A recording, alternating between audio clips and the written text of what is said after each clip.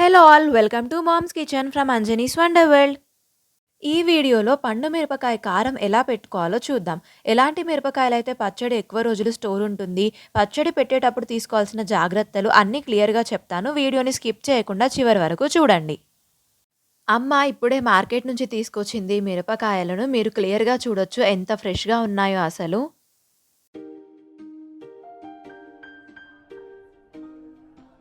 First ఈ మిరపకాయలను wash చేసుకుందాము.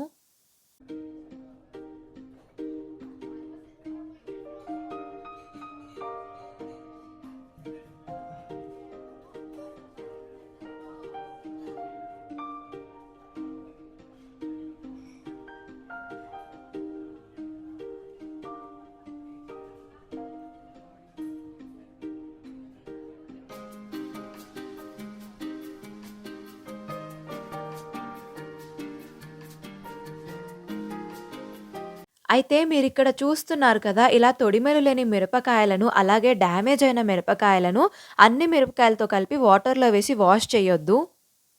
అలా చేస్తే అందులోకి వాటర్ వెళ్ళి పచ్చడి తొందరగా పాడైపోయే అవకాశం ఉంటుంది. కాబట్టి ఒక్కొక్క మిరపకాయని జాగ్రత్తగా చెక్ చేస్తూ వాటర్‌లో వేసుకోవాలి.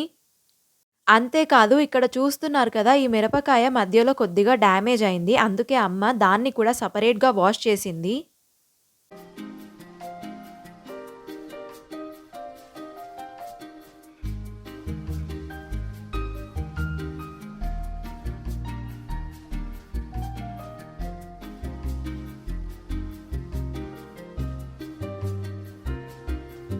నెక్స్ట్ ఇప్పుడు అలా వాష్ చేసుకున్న మిరపకాయలను ఒక క్లాత్ పైన వేసి వాటర్ పోయేంత వరకు నీట్‌గా తుడుచుకోవాలి. అలా తుడుచుకున్న మిరపకాయలను ఇలా తొడిమెలు తీసుకోవాలి. అయితే మీరు ఈ మిరపకాయలు ఫ్రెష్‌వా లేకపోతే చాలా రోజుల క్రితంవా అని ఈ తొడిమెలు చూసి తెలుసుకోవచ్చు. మీరిక్కడ చూస్తున్నట్టు ఫ్రెష్‌గా మంచి గ్రీన్ కలర్‌లో ఉంటే అవి ఫ్రెష్ మిరపకాయలని అర్థం. ఇలా తయారు చేసుకున్న పండు మిరపకాయ కారాన్ని చింతపండు వేసి పచ్చడిలాగా చేసుకోవచ్చు.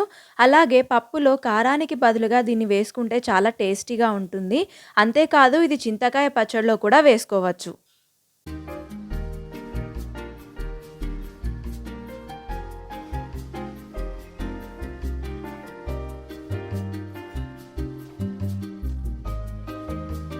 అలా మిరపకాయలన్నీ తొడిమెలు తీసేసుకున్న తర్వాత మీరిక్కడ చూస్తున్నారు కదా! ఇలా చిన్న చిన్న ముక్కలుగా కట్ చేసుకోవాలి.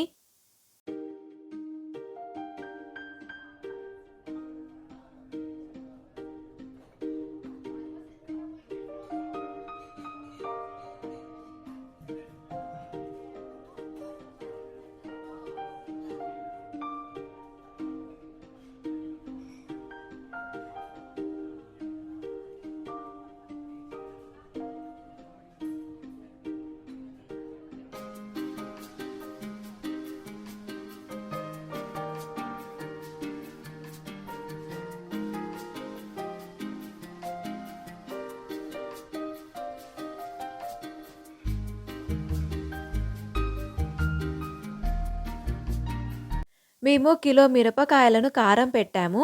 సో, 1 కేజీకి క్వాంటిటీస్ చెప్తున్నాను. అయితే ఒక కిలో మిరపకాయలకు పావు కిలో ఉప్పు, ఒక టీ స్పూన్ పసుపు వేసి చిన్న చిన్నగా కట్ చేసుకున్న మిరపకాయలను మెత్తగా గ్రైండ్ చేసుకోవాలి.